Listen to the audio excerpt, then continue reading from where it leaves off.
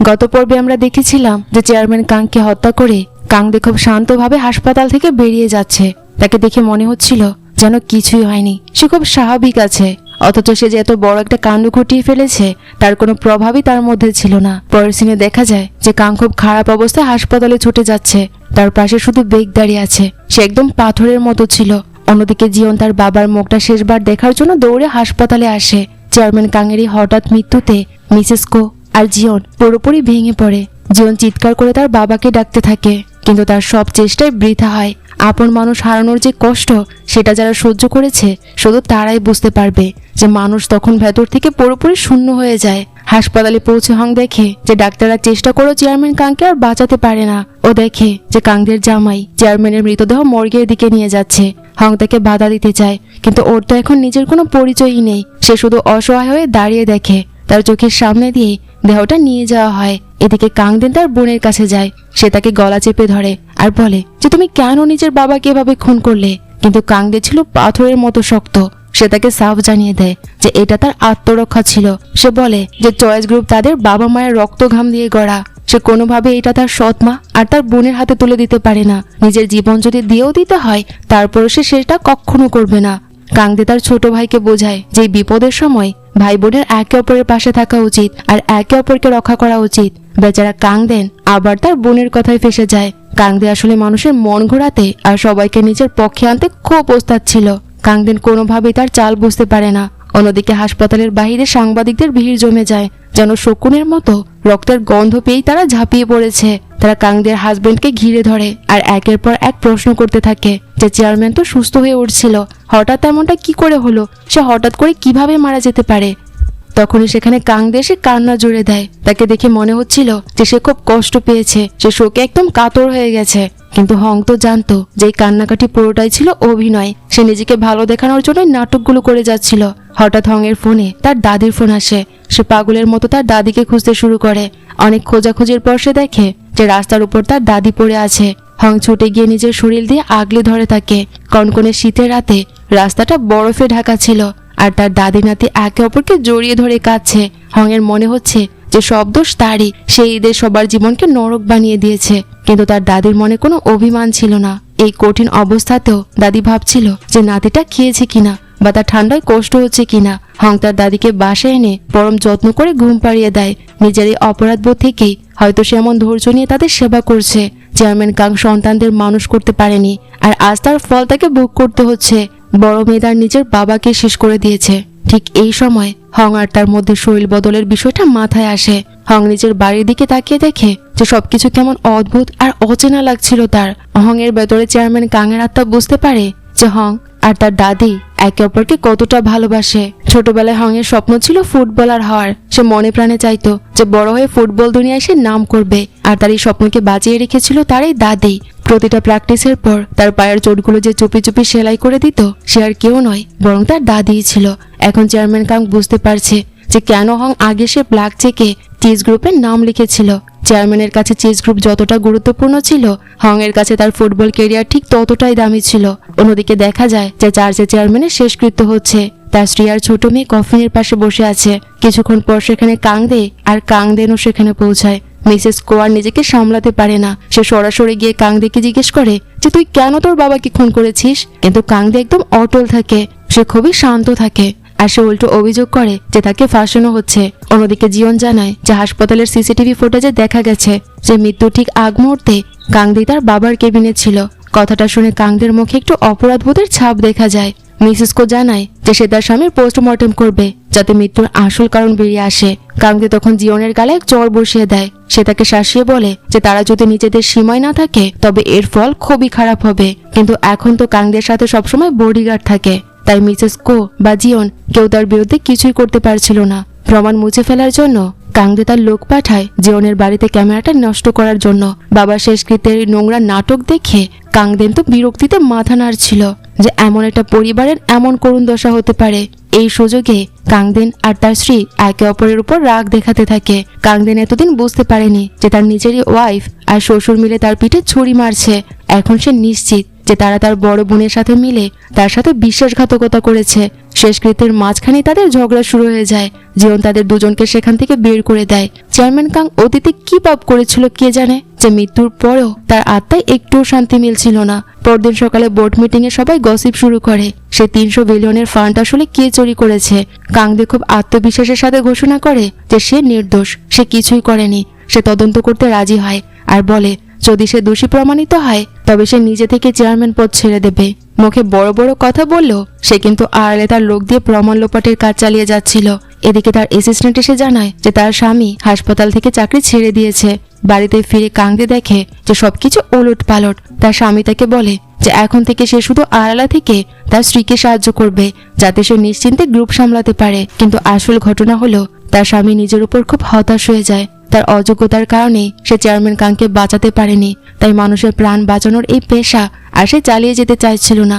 তাকে ডাক্তার হিসেবে খুব অযোগ্য মনে হচ্ছিল। সে নিজের অপরাধবোধ থেকে কোনোভাবেই বেরোতে পারছিল না। সেদিন সন্ধ্যায় হং চার্চে যায় চেয়ারম্যান কাংকে শ্রদ্ধা জানাতে। কফিনের সামনে দাঁড়িয়ে সে যেন নিজের অস্তিত্ব অনুভব করছিল। নিজের ভুলগুলোর জন্য কাংয়ের ভেতরটা তখন অনুশোচনায় পড়ছিল। সে কতটা ভুল করেছে আর তার মাসুল এখন তাকে কিভাবে গুনতে হচ্ছে। চেয়ারম্যান কাংয়ের মনে হচ্ছিল যে তার সন্তানদের ভুলগুলো শুধরে দিতে গিয়ে সে পরিস্থিতিটা আরো জটিল করে ফেলেছে। সন্তানেরা পাপের অতল সাগরে ডুবে যাচ্ছে আর তার নিজের ভুলের কারণে একটা নির্দোষ প্রাণও ঝরে গেছে। এখন আক্ষেপ করে আর কি লাভ? আক্ষেপের তো কোনো ওষুধ নেই। চেয়ারম্যান কাং ঠিক করে যে আক্ষেপকে শক্তিতে রূপান্তর করবে সে। এখন থেকে সে হংয়ের জীবনটা তার হয়ে বাঁচবে আর তার দাদির প্রতি সেই কর্তব্য পালন করবে যা সে আগে করতে পারেনি। পরদিন সকালে হং তার দাদিকে নিয়ে এক দামি অ্যাপার্টমেন্টে উঠে, কিন্তু তার দাদির যেন এই অচেনা জায়গাটা ভালোই লাগছিল না। সে বারবার এদিক সেদিক তাকাচ্ছে আর বলছে যে আমাকে আমার বাড়িতে নিয়ে যা। তার দাদির বায়না সামলাতে না পেরে হং তাকে নিয়ে যায় তাদের নিয়মিত পার্লারে চুলটা একটু ঠিকঠাক করিয়ে দিতে। নতুন হেয়ারস্টাইল আর পাশে তার প্রিয় নাতিকে পেয়ে দাদি তো যেন খুশিতে আত্মহারা হয়ে যায়। এরপর সে হংকে নিয়ে বাজারের অলিগলিতে ঘুরে বেড়ায়, পুরো দুনিয়াকে যেন দেখাতে চায় যে তার নাতিটা কত গুণী আর সুদর্শন। হং লক্ষ্য করে যে তার দাদি ফুল খুব ভালোবাসে, তাই সে একতোড়া ফুলও কিনে দেয় তাকে। দিন শেষে দুজন মিলে পেট ভরে খায়। শুধু তাই নয়, হং ঘর সাজানোর জন্য অনেক ইলেকট্রনিক জিনিস আর তার দাদির স্বাস্থ্যের কথা ভেবে দামি সব ওষুধও কিনে আনে। এমনকি সেগুলো যেন ভুলে না যায় সেজন্য ওষুধের বোতলের গায়ে লিখেও দেয় যে কোনটার কি নিয়ম। তার দাদির কিন্তু মনে মনে খটকা লাগছিল যে নাতিটা কেন এমন সব গুছিয়ে কাজ করছে। ও কি কোথাও চলে যাচ্ছে? এদিকে হংয়ের ফোনে জিওনের কল আসে। জিওনের কাছে গিয়ে সে দেখে যে জিওন পাগলের মতো ড্রিঙ্কস করছে। নেশার ঘরে মানুষ যেমন মনের আসল কথা বলে ফেলে, জিওনও তেমনই কাঁদতে কাঁদতে তার বাবার নামে নালিশ করছিল। সে বলে যে বাবা তাকে একটা বিদায়টুকু না জানিয়ে চলে গেছে। জিওন বরাবরই তার বাবার ভালোবাসা পেতে চেয়েছে তার বাবা তাকে কাছে টেনে নেবে, কিন্তু সেই আশা এখন চিরতরে শেষ হয়ে গেছে। তার বাবা তো আর পৃথিবীতেই নেই। বাবার কাছে জিওনের সম্পর্কটা সব সময় ছিল একতরফা। জিওন চেয়েও তার বাবার কাছ থেকে কোনো সাড়া পায়নি। সারা জীবন সেই শুধু তার বাবাকে ভালোবেসে গেছে, কিন্তু তার বাবা কখনো তাকে ভালোবাসেনি। পরদিন সবাই বাড়িতে জড়ো হয়। যমজ ভাই বোনের দল মিসেস কোয়ার জিওনকে কিছু না জানিয়েই চেয়ারম্যান কাংকে দাহ করে ফেলে। আজ উকিল এসেছে উইল পড়ে শোনাতে। সেখানে দেখা যায় যে মিসেস কোয়ার জিওনকে অবসর ভাতার নামে সামান্য কিছু টাকা দেওয়া হচ্ছে। বাকি পুরো সম্পত্তি ভাগ করে দেওয়া হয় কাংদেন আর কাংদের পরিবারের মধ্যে। এমনকি তাদের বাচ্চাদের নামেও 1% শেয়ার লিখে দেওয়া হয়েছে। মিসেস কোয়ার জিওন যখন এই খবরে আকাশ থেকে পড়ছে, ঠিক তখনই পুলিশ এসে হাজির। তাদের সন্দেহ হয় যে 300 বিলিয়ন টাকা আত্মসাতের মূল মাস্টারমাইন্ড হলো মিসেস কো। জিওন অসহায় হয়ে দেখে যে তার মাকে পুলিশ ধরে নিয়ে যাচ্ছে। নিজের বাড়িতে সে এখন পুরোপুরি একা। তার সৎ ভাই বোনেরা মিলে তাদের ধ্বংসের কিনারে ঠেলে দিচ্ছে। মিসেস কো জানতো যে সে আর বাঁচবে না, তাই সে নিজের সব দায় নিতে চায় যাতে সে জিওনকে বাঁচাতে পারে। মা মেয়ে এখন পুরোপুরি কোণঠাসা হয়ে গেছে। জিওন বুঝতে পারে যে তার মায়ের সিলমোহর আর অনেক জরুরি নথিপত্র হ্যাক করা হয়েছে। তার সন্দেহ হয় যে তার বোনই হয়তো সব জাল কাগজপত্র তৈরি করে তাদের ফাঁসিয়েছে। সে সেক্রেটারি লিখে ডাকে সাহায্যের জন্য। হংকে অনেকবার ফোন করেও সে পায় না। জিওন তখন চরম অস্থিরতায় সময় পার করছিল। তবে ওই রাতেই কাংদেন লুকিয়ে জিওনের সাথে দেখা করতে আসে। সে জানায় যে চেয়ারম্যান কাংয়ের কবরের সামনে দাঁড়িয়ে সে প্রতিজ্ঞা করেছে যে জীবনকে সে সব বিপদ থেকে আগলে রাখবে। তবে শর্ত একটাই, বাইরে তাদের শত্রুর মতো অভিনয় করে যেতে হবে যাতে কেউ তাদের সন্দেহ না করে, কিন্তু ভেতরে ভেতরে তারা প্রকৃত ভাই বোনের মতোই জীবন কাটাবে আর একে অপরকে সবসময় সাহায্য করবে। কিন্তু তাদের এই সম্পর্কটা কোনোভাবে সবার সামনে প্রকাশ করা যাবে না। পরদিন ছিল কাংদেশে মহা ধুমধাম অভিষেক অনুষ্ঠান। সে শেষ পর্যন্ত তার চেয়ারে বসতে পারে, যা পাওয়ার জন্য সে চরম নোংরামি করতেও দ্বিধা করেনি। অন্যদিকে মায়ের জীবন বাঁচাতে জিওন নিরুপায় হয়ে তার হাতের 15% শেয়ার তার বড় বোনকে লিখে দেয়। ওই দুষ্ট বোন জানতো যে জিওন তার মাকে ছেড়ে কোথাও যাবে না, তাই সে তার এই দুর্বলতাকেই কাজে লাগিয়েছে। কাংদে এখন চয়েস গ্রুপের কর্ণধার। তার বক্তৃতায় সে উন্নয়নের অনেক বড় বড় প্রতিশ্রুতি দেয়, কিন্তু সবাইকে চমকে দিয়ে সে যখন তার ডান হাত হিসেবে হংকে পরিচয় করিয়ে দেয়, এটা দেখে তো সবাই একেবারে অবাক হয়ে যায়। সবচেয়ে বড় ধাক্কাটা খায় জিওন। সে ভাবতেও পারেনি যে হং তার সাথে এইভাবে বিশ্বাসঘাতকতা করবে। আসলে সবটাই ছিল হং এর চাল। সে আগে বড় বোনকে বুঝিয়েছিল যে কিভাবে মিসেস কুকে ব্যবহার করে জিওনের কাছ থেকে শেয়ার আদায় করা যায়। বিনিময়ে হং কাংদের অধীনে কাজ করার সুযোগ চায়। কাংদে হংকে তার প্রধান তোরপের তাস বানিয়ে নেয়। জিওন ছুটে গিয়ে হংকে জিজ্ঞেস করে যে কেন সে এমনটা করেছে। হং তখন ঠান্ডা গলায় বলে যে তুমি এখন আমার জন্য কোনো কাজেরই নও, আমার এখন বড় মঞ্চ দরকার, আর এর জন্য কাংদি তার জন্য সব থেকে সেরা চয়েস। এরপর থেকে জিওন আর বেককে শহরের এক প্রত্যন্ত এলাকায় বদলি করে দেওয়া হয়। জায়গাটা দেখলে মনে হয় যেন কয়েক বছর ধরে এটা পরিত্যক্ত পড়ে আছে। তাদের নিজেদের অফিস নিজেদেরই ঝাড়ু দিয়ে পরিষ্কার করতে হয়, আবার পোকা দমনের কাজও তাদেরই সামলাতে হচ্ছে। অন্যদিকে হং এখন বড় বোনের সাথে বড় বড় সব প্রজেক্ট আর গুরুত্বপূর্ণ মিটিংয়ে যাচ্ছে। একদিন বিকেলে চেয়ারম্যান না কাংদের সাথে দেখা করতে আসে। উপহার হিসেবে সে আনে একটা পুরনো পাইন গাছ, যার অর্থ কাংদের যেন সবসময় সফল থাকে। কিন্তু হং সাথে সাথে তারই ভণ্ডামের মুখোশ খুলে দেয়। চেয়ারম্যান না হংকে দেখে চিনে ফেলে। ইউলিয়াম লিথিয়াম প্রজেক্টটা যে হং তার কাছ থেকে কেড়ে নিয়েছিল, সেই রাগে বৃদ্ধ এখনো ফুঁসছে। চুক্তি ছিল কাংদে চেয়ারম্যান হলে তাকে হাইড্রোজেন প্রজেক্টটা দিয়ে দেওয়া হবে, কিন্তু কাংদে এখন ক্ষমতা পেয়ে সবকিছু ভুলে গেছে। চেয়ারম্যান না এতে দাঁতে দাঁত চেপে তাদেরকে শাসিয়ে দেয় যে সে আবার তাকে আগের জায়গায় নামিয়ে আনবে। অন্যদিকে হং খবর পায় যে মিসেস কো ছাড়া পেয়েছে। সে দেরি না করে সেক্রেটারি লিকে টাকা ভর্তি একটা সুটকেস দিয়ে দেয় আর বলে যে টাকা দিয়ে মা মেয়েকে আমেরিকা পাঠিয়ে দাও, অন্তত কয়েক বছর তারা আরামে থাকতে পারবে।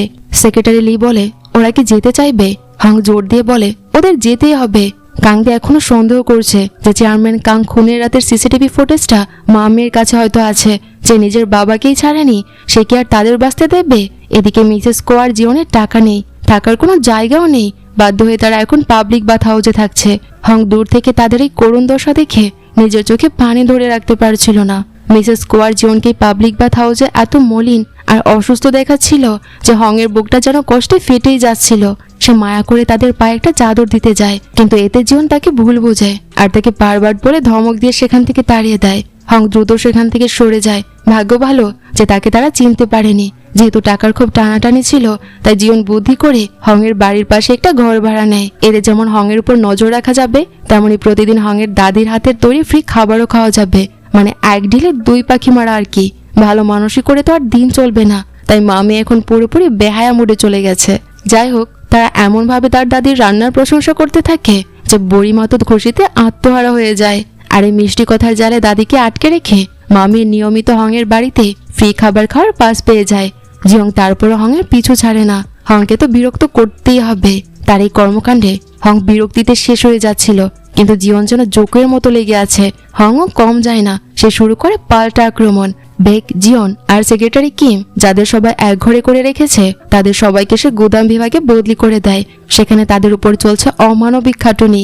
কিন্তু আশ্চর্য ব্যাপার হলো এটাই, এত চাপের মুখে থেকেও জীবন কোনোভাবেই দমে যাচ্ছিল না। যত কঠিন কাজ, সে তত বেশি জেদ নিয়ে তা সামলাচ্ছিল। মনে হচ্ছিল যে নিজের সমস্ত ঘৃণা সে শক্তিতে রূপান্তর করছে। অন্যদিকে হংকে দেখানো হয় সেও কোনোভাবে থামে না। সে তার ক্ষমতা খাটিয়ে জিওনকে ব্যাংকের কাজে পাঠিয়ে দেয়। সেখানে তাকে হাজার হাজার কাস্টমারকে পটিয়ে কার্ড খুলতে হয়। 2 দিন টানা দাঁড়িয়ে কাজ করার পর জিওনের অবস্থাটা একদম নাজেহাল হয়ে যায়। মনে হচ্ছিল যে তার পা দুটো এখনই খসে পড়বে। হংও যেন পাগল হয়ে যাচ্ছে। জিওন এত জেদি কেন? হং আসলে চেয়েছিল জিওন আর তার মা যেন কষ্ট পেয়ে হাল ছেড়ে দেয় আর দ্রুত এখান থেকে আমেরিকা পালিয়ে যায়। কাংদে যে কোনো মুহূর্তে তাদের শেষ করে দিতে পারে, কারণ তার ভয় ছিল যে মা মেয়ের কাছে হয়তো তার বাবার খুনের ভিডিওটা আছে, আর এর জন্য সে তাদেরও মেরে ফেলতে পারে। তখন সেক্রেটারি লি পরামর্শ দেয় যে ভিডিওটা যদি সত্যি তাদের কাছে থেকে থাকে, তবে তো আসলেই কাংদেকে ঘায়েল করা যাবে। হং জানায় যে শুধু ভিডিও যথেষ্ট নয়, কাংদে খুব চালাক। নিশ্চিত জয় না পাওয়া পর্যন্ত ঝুঁকি নেওয়া যাবে না। চেয়ারম্যান কাংয়ের মৃত্যু থেকে বোঝা গেছে যে তারা কতটা ডেঞ্জারাস। এদিকে কাংদে তার লোক পাঠিয়ে হাসপাতালের সিকিউরিটি গার্ডকে টাকা দিয়ে ফুসলিয়ে ভিডিও ফুটেজটা ডিলিট করিয়ে নিয়েছে।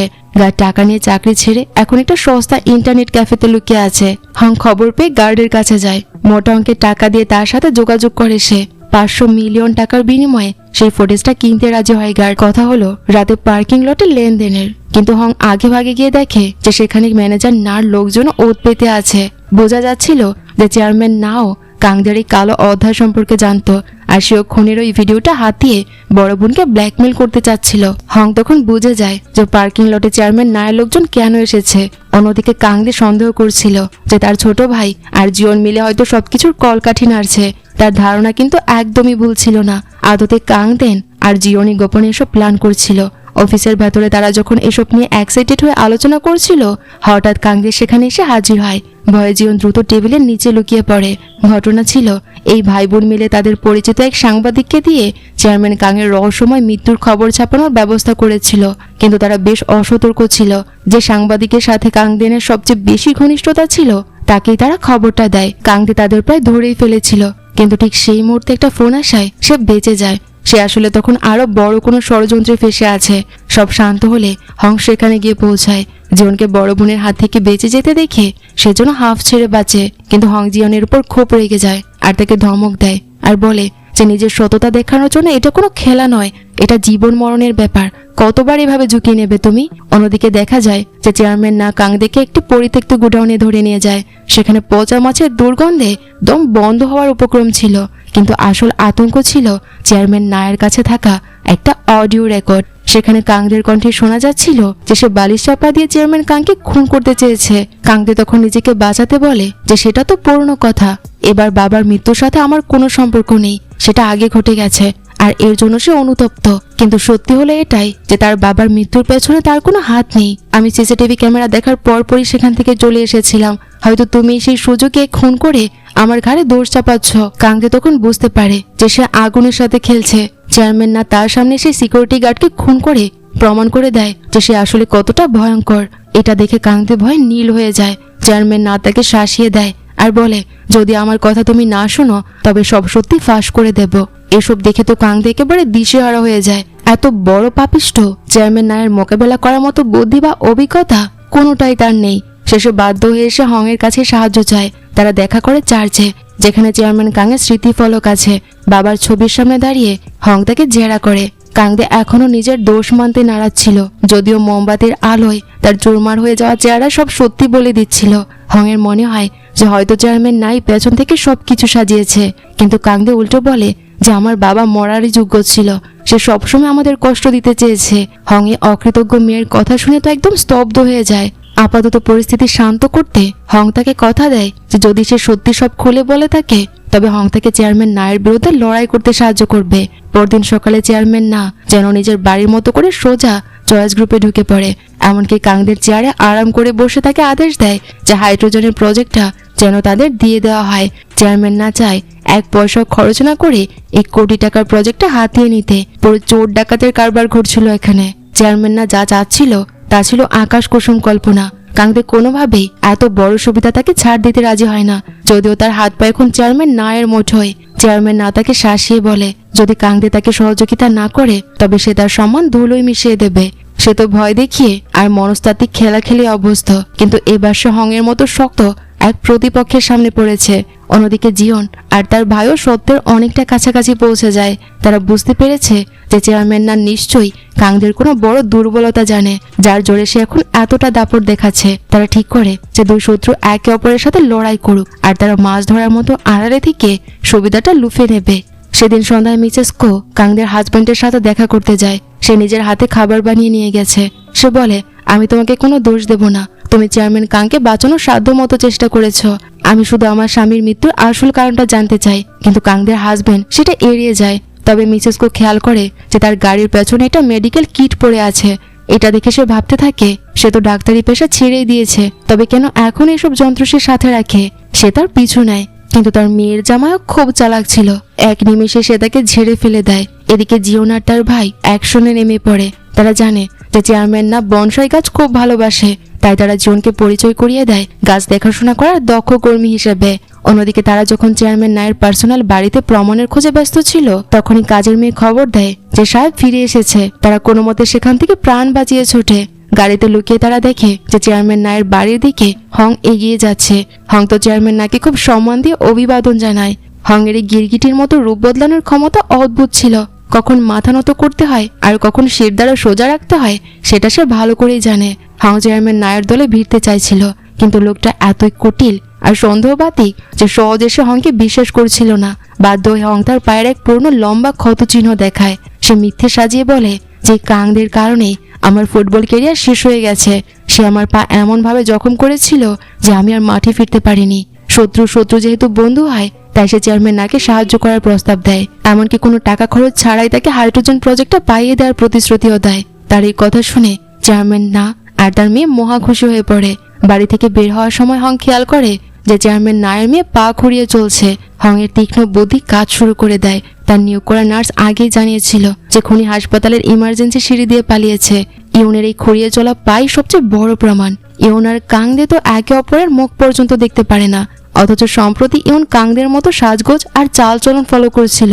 হং বুঝতে পারে যে সবটাই ছিল সাজানো নাটক। ইউনি হয়তো কাংদের ছদ্মবেশ ধরে চেয়ারম্যান কাংকে খুন করেছে, যাতে দোষটা পুরোপুরি কাংদের ঘাড়ে গিয়ে পড়ে। হং এর মনের ভার কিছুটা কমে যে যাক, অন্তত কাংদে তার নিজের বাবাকে তো খুন করেনি। নিজের সন্তানের হাতে বাবার মৃত্যু না হওয়ায় হং এর মনে কিছুটা স্বস্তি লাগছিল। সেদিন সন্ধ্যায় মিসেস কোতার সৎ ছেলের সাথে বসে গল্প করে। আগে কখনো ভাবেনি যে তাদের মধ্যে সম্পর্কটা এত মধুর হবে। কাংদেনও এখন অনেক বদলে গেছে, আর পাপের পথে সে আর হাঁটতে চায় না। এদিকে জিওন আর তার ভাই চেয়ারম্যান নায়ের বাড়ি থেকে কিছু প্রমাণ জোগাড় করতে পেরেছে, কিন্তু মিসেস কোয়ের সন্দেহ ছিল যে চয়েস গ্রুপের ভেতরেই কেউ আছে যে গোপন তথ্যগুলো তাহা গ্রুপকে পাচার করছে। কাংদেন প্রায় বলেই ফেলেছিল যে সেই ব্যক্তিটা আর কেউ নয়, বরং হং নিজেই। কিন্তু জিওন দ্রুত তাকে থামিয়ে দেয়। হং বাড়ি ফিরে দেখে যে জিওন তার দাদির জন্য কেক এনেছে। সে তো জানে যে দুনিয়াতে কোনো কিছু বিনা পয়সায় হয় না। জিওন আসলে এই সুযোগে হং এর উপর গোয়েন্দাগিরি করছিল। এমনকি হং এর ডাস্টবিন থেকে ফেলে দেওয়া কাগজগুলো সে কুড়িয়ে নিচ্ছিল, যদি কোনো প্রমাণ সেখান থেকে পাওয়া যায়। মিসেস কোতার মেয়েকে ডাস্টবিনে ঝাঁপ দিতে দেখে পুরো ব্যাপারটাই ধরে ফেলে। এরপর মা মেয়ে মিলে হং এর পেছনে এমন ভাবে লাগে যে হং একদম নাজেহাল হয়ে যায়। পরদিনও তারা হং এর আশেপাশে ঘুরঘুর করছিল, যে কোনোভাবেই হং এর ফাইলগুলোর ছবি তুলতে চাচ্ছিল তারা। কিন্তু হংও খুব সতর্ক থাকে, তাদের কোনো সুযোগই দিচ্ছিল না সে। সকালে জিওন অফিসে গিয়ে বেশ বিষণ্ণ মনে তার বাবার সমালোচনা করতে থাকে যে তার বাবা খুব কঠিন মানুষ ছিল। সেক্রেটারি লিয়েটের শুনে আর চুপ থাকতে পারে না। সে জিওনকে খুলে বলে যে তার বাবা তার জন্য কতটা করেছে। একবার তো সে গোপনে আমেরিকায় উড়ে চলে গিয়েছিল জিওনকে বলিদের হাত থেকে বাঁচানোর জন্য। তার বাবার ভালোবাসাটা ছিল ঢাকঢোল পিটিয়ে জাহির করা নয়, বরং নীরবে আগলে রাখার মতো। সে জিওনকে ভালোবাসতো ঠিকই, কিন্তু সে সেটা সামনে কখনোই প্রকাশ করতে পারেনি। সেই রাতে মিসেস কো জানায় যে হং হাইড্রোজেনের প্লান্টে যাচ্ছে, কারণ হং চেয়ারম্যান নাকে কথা দিয়েছিল যে সে প্রজেক্টটা চুরি করে তাকে এনে দেবে। চেয়ারম্যান নায়ের সেক্রেটারির সহায়তায় হং খুব সহজেই প্লান্টের ভেতরে ঢুকে ডাটা ব্যাকআপ দিতে শুরু করে। কিন্তু সেই মুহূর্তে তার মাথাটা যেন বিস্ফোরিত হওয়ার উপক্রম হয়। এমন সময় সেক্রেটারি লিতাকে ফোন করে জানায় যে জিওনও প্লান্টে পৌঁছে গেছে। জিওন এসে হং এর উপর রাগ দেখাতে থাকে যে কেন সে চয়েস গ্রুপকে ধ্বংস করতে তাহা গ্রুপের সাথে হাত মিলিয়েছে। হং জিওনকে দেখে খুব রেগে যায়। সে রেগে মেগে জিওনকে বলে যে আমার কাছে তুমি নাক গলাবে না, তুমি এখান থেকে চলে যাও, জায়গাটা খুব বিপজ্জনক। ঠিক তখনই চেয়ারম্যান নায়ের সেক্রেটারি জিওনের উপর হামলা করে। সে এতটাই শক্তিশালী ছিল যে হং কোনোভাবেই তাকে আটকাতে পারছিল না। জিওনের মাথায় আঘাত লেগে রক্ত ঝরছিল। হং তাকে কোলে নিয়ে পাগলের মতো ছুটে যায় জরুরি চিকিৎসার জন্য। এদিকে ব্যাগ দ্রুত পুলিশে ফোন করে। পরের সিনে দেখা যায় যে এক গোপন জায়গায় কাংদের হাজবেন্ড আর কাংদেন একটা বড় আয়োজন করছে। তখনই সামনে এমন একটা টুইস্ট আসে যা সবার মাথা হ্যাং করে দেয়। আসল ঘটনা হলো চেয়ারম্যান কাং মোটেও মারা যায়নি। তারা দুজনে তাকে গোপনে কোথাও লুকিয়ে রেখে চিকিৎসা করাচ্ছিল। আর চেয়ারম্যান কাং এর শরীরের ভেতরে এখন হং এর আত্মা আটকে আছে, যে কিনা চিৎকার করে মুক্তির পথ খুঁজছিল, কিন্তু সে তো বৃথা হয়। আর এই সিনের মধ্য দিয়েই ড্রামার এই পার্টটি এখানেই শেষ হয়। তো ড্রামাটি তোমাদের কাছে কেমন লেগেছে তা কমেন্ট করে জানাতে ভুলো না। যদি একটু ভালো লেগে থাকে তাহলে প্লিজ ভিডিওটিতে লাইক করে দিও। আর এর পরবর্তী পার্টগুলো দেখার জন্য অবশ্যই আমার চ্যানেলটি সাবস্ক্রাইব করে দিও। দেখা হচ্ছে পরবর্তী ভিডিওতে। সেই পর্যন্ত সবাই ভালো থাকো আর সুস্থ থাকো।